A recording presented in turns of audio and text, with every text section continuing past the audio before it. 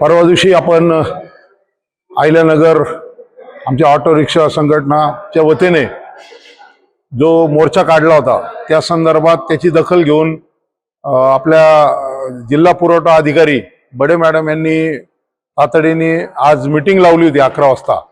तर cells manager आले नाही, पण त्यांना फोनवर त्यांच्याशी संपर्क झाला।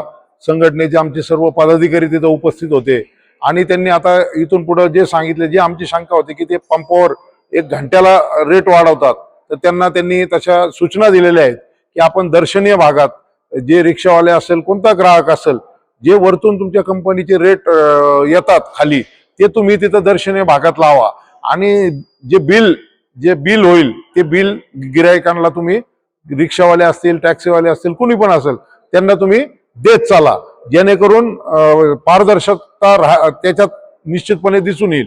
पण आज काय होतं, आज ते गॅसचे दर आज त्यांचं म्हणणं असं आलं की आज पुरवठा संपलेला आहे। तर त्यात सुद्धा आम्ही त्यांना सूचना केल्या की आपण पंपावर जाऊन चेक करा की गॅस पुरवठा आहे का बंद झाला।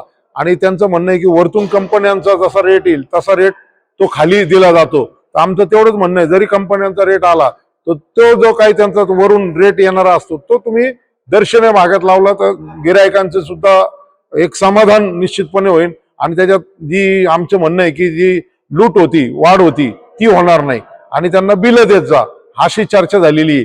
आणि आणखी एक मुद्दा म्हणजे जे 2 पंप आहे, एक मला वाटतं HP आणि एक इंडियन ऑइल, जे सरकारी मान्यता आहे त्या पंपांना, तर ते बंद आहे।